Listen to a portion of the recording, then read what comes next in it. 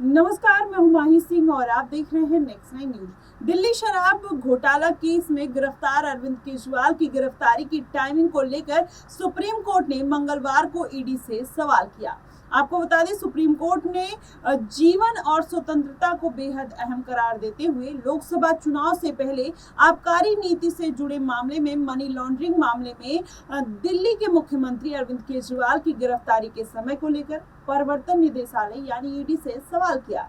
जी हां, आपको बता दें, और जांच एजेंसियों से इसका जवाब भी मांगा है। वहीं न्यायमूर्ति संजीव खन्ना और न्यायमूर्ति दीपांकर दत्ता की पीठ ने अरविंद केजरीवाल की गिरफ्तारी को चुनौती देने वाली याचिका पर सुनवाई जारी रखते हुए ईडी की ओर से पेश अतिरिक्त सॉलिसिटर जनरल एसवी राजू से कई सवाल पूछे और वो बहुत तीखे सवाल थे और शुक्रवार को इनका जवाब भी मांगा।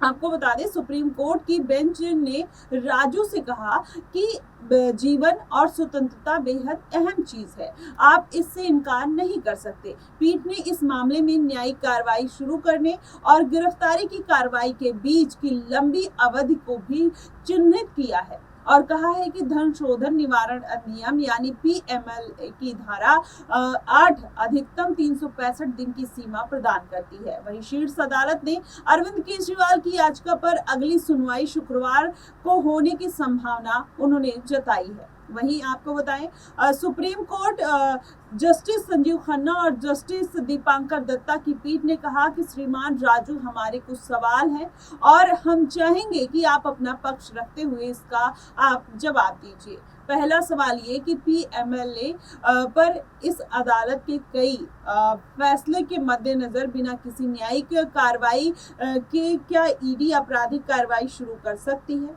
या नहीं। पीठ ने यह भी कहा कि इस मामले में कुर्की की कोई कार्रवाई अभी तक क्यों शुरू नहीं की गई और यदि कोई इस तरह की कार्रवाई शुरू की गई है तो ईडी को भी यह दिखाना होगा और याचिकाकर्ता यानी केजरीवाल कैसे इससे संबंधित है ये भी बताना होगा। वहीं आपको बता दें, जस्टिस संजीव खन्ना ने कहा कि आबकारी नीति घोटाला मामले में न्यायिक हिरासत के तहत जेल में बंद पूर्व उप मुख्यमंत्री मनीष सिसोदिया की जमानत याचिका पर फैसला 2 भागों में अब बढ़ता हुआ नजर आ रहा है। पहला भाग ये कि सिसोदिया के पक्ष में था और दूसरा भाग उनके खिलाफ था। वहीं पीठ ने आगे कहा कि आपको हमें बताना होगा कि याचिकाकर्ता के मामले में सिसोदिया से जुड़े फैसले का कौन सा हिस्सा निहित है।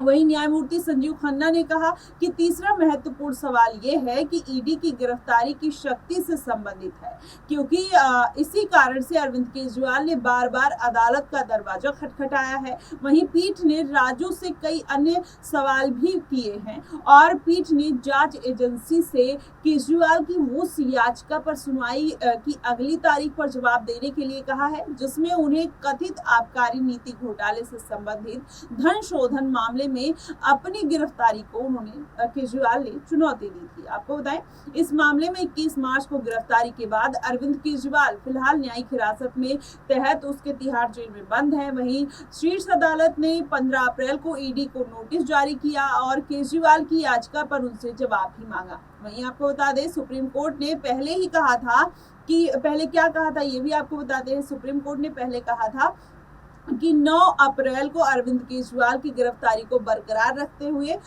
इसमें कोई अवैधता नहीं थी और बार बार जारी समन को नजरअंदाज करने और जांच में शामिल न होने से इनकार करने के बाद ईडी के पास कम विकल्प बचा हुआ था।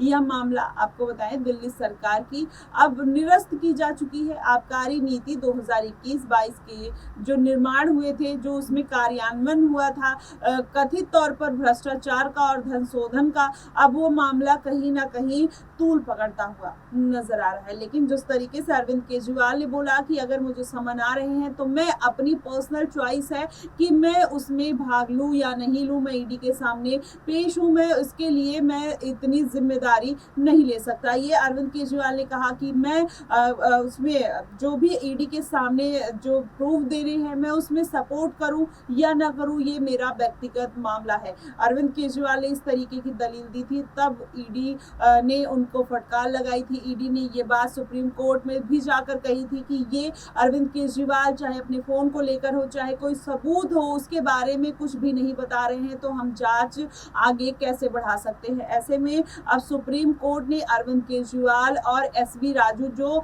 ईडी की तरफ से वकील हैं, दोनों को फटकार लगाई है। और वहीं अभिषेक मनु सिंघवी ने कई तमाम तरीके के क्वेश्चन मार्क लगाए हैं ईडी की कार्रवाई पे। अब ऐसे में देखना होगा कि क्या अरविंद केजरीवाल को कोई बड़ी खुशखबरी मिलती है, क्योंकि जिस तरीके से अब सुप्रीम कोर्ट का इसमें इन्वॉल्वमेंट देखने को मिल रहा है, ऐसे में माना जा रहा है कि अरविंद केजरीवाल को लोकसभा चुनाव में नहीं, लेकिन उसके बाद उनको जरूर राहत मिलती हुई नजर आएगी। फिलहाल आपकी इस पे क्या प्रतिक्रिया बनती है, आप हमें कमेंट बॉक्स में जरूर बताएगा। फिलहाल के लिए बस इतना ही। देश और दुनिया की तमाम खबरों के लिए हमारे साथ बने रहिए नेक्स्ट 9 न्यूज पर।